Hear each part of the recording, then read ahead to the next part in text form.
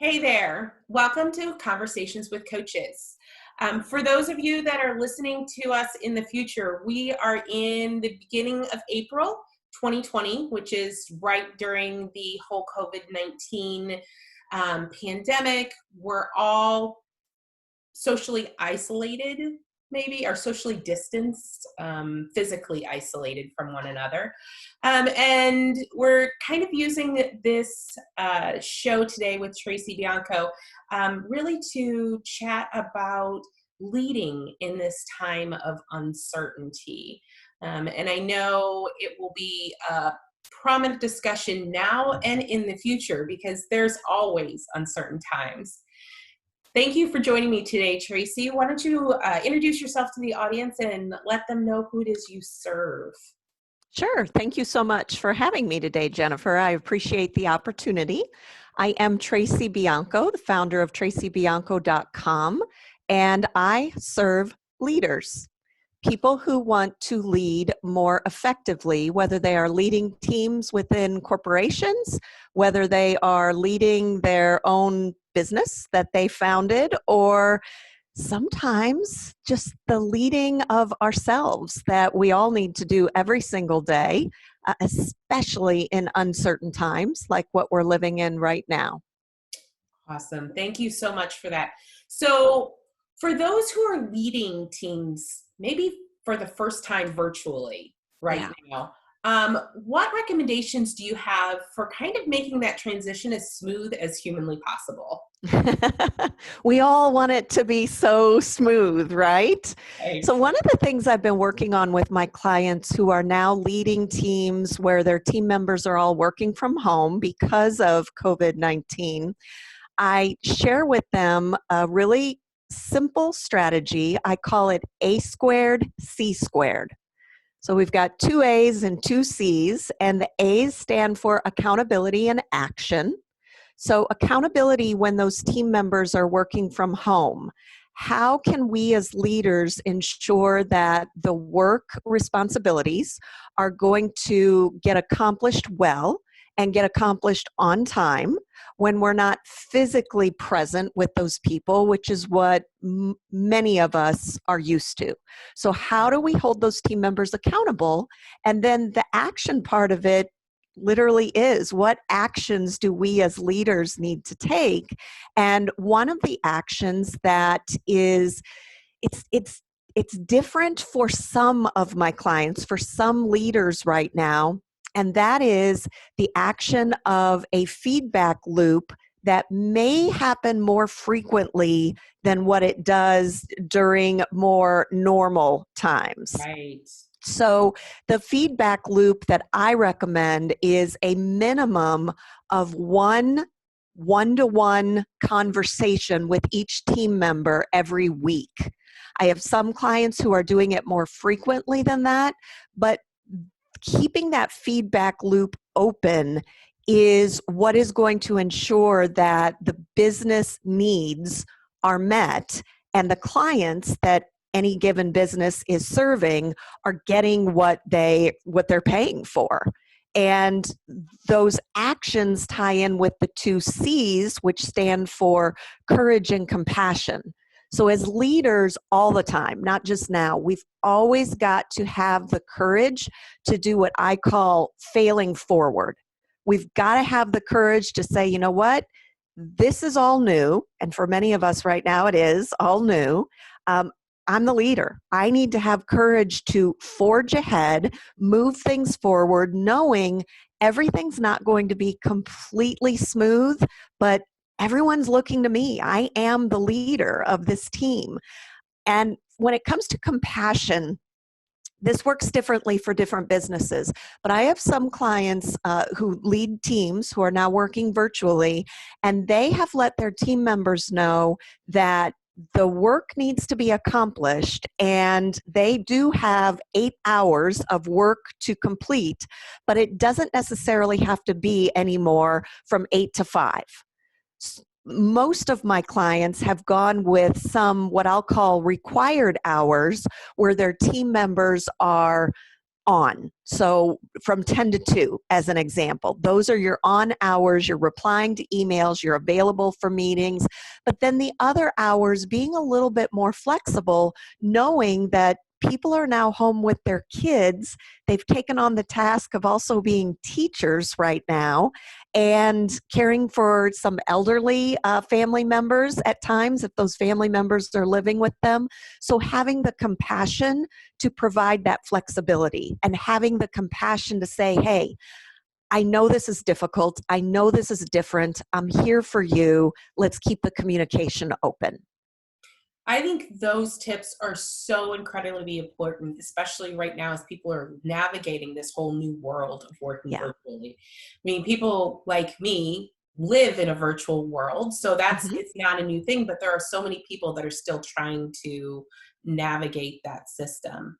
Yeah.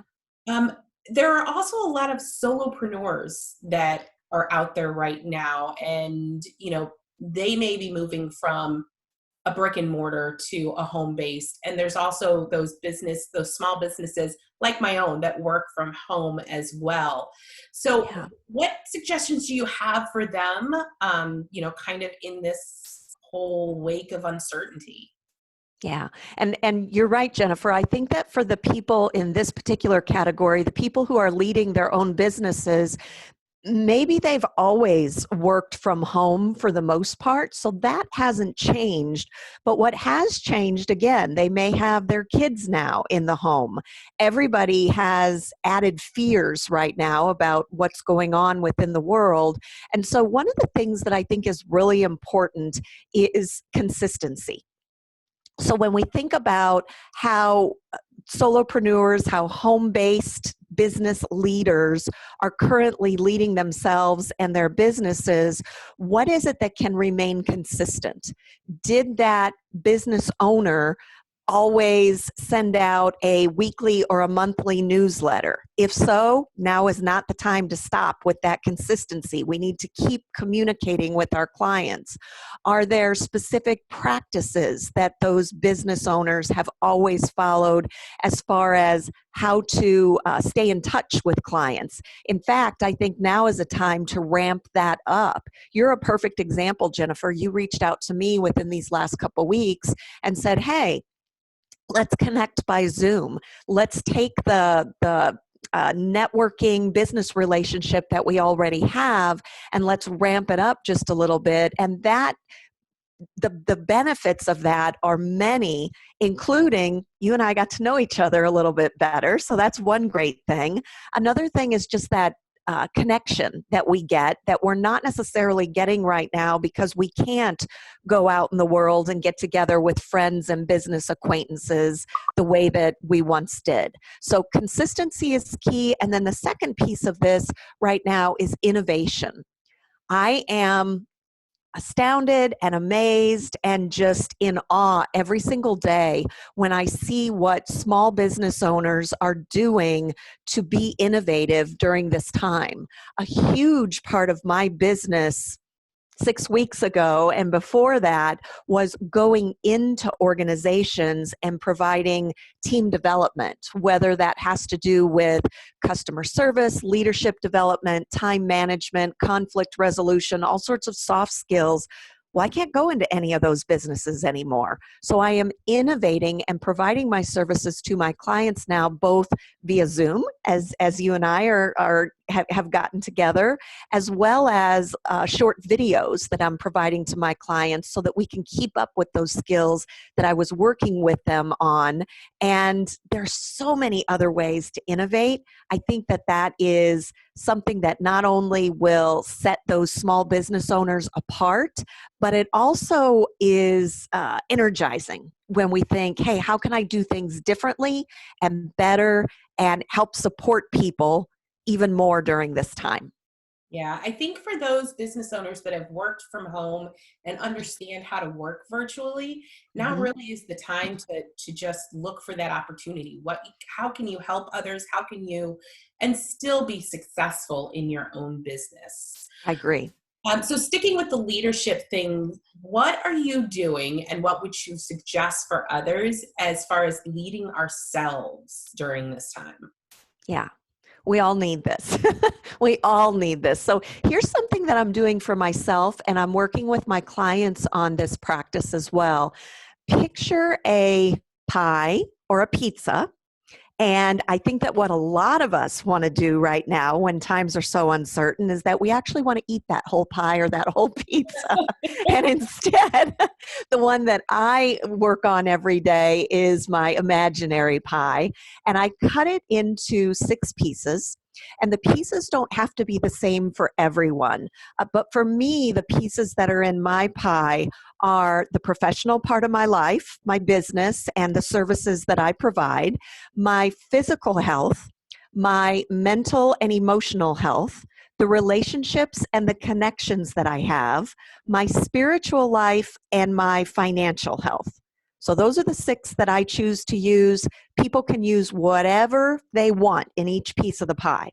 And one of the things that I'm doing for myself with those categories is making sure that I'm doing something in each category every single day. So, what am I doing to stay connected with my family members that don't live here with me, as well as the clients I serve, the people that are out in the world that I can support with the specialties that I offer? What am I doing to keep those connections alive? What am I doing for my physical health when the gyms are not available right now? But I know in order for me to be at my best, I need to be doing some sort of movement every day. What am I doing for my financial health? How am I looking at the finances that my husband and I have? We're both small business owners, so we've both hit, we're both going through a lot of changes right now. How can I look at our financial health and determine what can I do to continue building what we have and also conserving on some things that we might not need right now that maybe we've paid for in the past? Those are a few examples with that pie. So that's one thing that I've been sharing with clients that I do for myself. The second thing comes from Jay Shetty. I heard this a few weeks ago. I've shared it with so many people. What he shared is that what a lot of us are doing these days is we're focusing on the past or the future, or both. So we're focusing on the past by thinking things like, oh my gosh, this has been my best year yet in my business, and everything's just falling apart right now. I wish I could go back to January. So we're focused on the past, or we're looking ahead in the future and we're asking ourselves things like, when will this end? When will it go back to the way it used to be? I'm not really sure it's ever going to go back exactly to the way that it used to be, but we're focusing on the future. And his idea is for us to come back from the past, come back from the future, and be right in the present, bring ourselves to the present by doing this simple exercise. Stop where you're at when you're doing that mind spin, that mind drama on focusing on the past or the future, and look around you. Find 5 things that you can see, 4 things you can touch, 3 things you can hear, 2 things you can smell, 1 thing you can taste. It only takes a few seconds, but the huge benefit of it is that you bring yourself right there to the present. So I'm sitting in my home office right now. I could do that exercise right here if after this conversation that you and I are having, if I start in any kind of mind drama. I stop myself and say, wait a minute, come back to the present, and it calms me. And then the third and final thing is so simple. It's just 2 words. Remind yourself multiple times per day, it's okay. Yep. It's okay that I don't have all the answers. It's okay that I didn't go to school to be a teacher. I actually did, so that's kind of weird. It's okay that I don't know when this is going to end. It's okay that parts of my life are very different right now. It's all okay. Yeah. Yeah. Yeah. I think that that last one, I think, is something that everybody needs to hear, whether it's right now or really in the future. Yeah. Where you're at is okay. Mm-hmm. And, things will evolve from here. Yeah. So Yeah, I Yeah. think those tips are fantastic and can really help people navigate through this time of uncertainty or even a later uncertainty that's going on in their life. Either way, especially when you're leading yourself, Hmm. when you're, focusing on that, those are great tips just to focus on what's right now, what's happening now, Yeah. and understand that everything else is going to be okay. Exactly. And I do think even outside of this time that we're in right now, that whole idea of it's okay, when we run into challenges in life, and you just alluded to this as well, I think that when we go through those stumbles that we all go through, there's a reason that we experience those things. It's exactly where we're supposed to be at that moment in order for us to learn whatever it is we need to learn so that we can move on and gain from whatever that experience has been.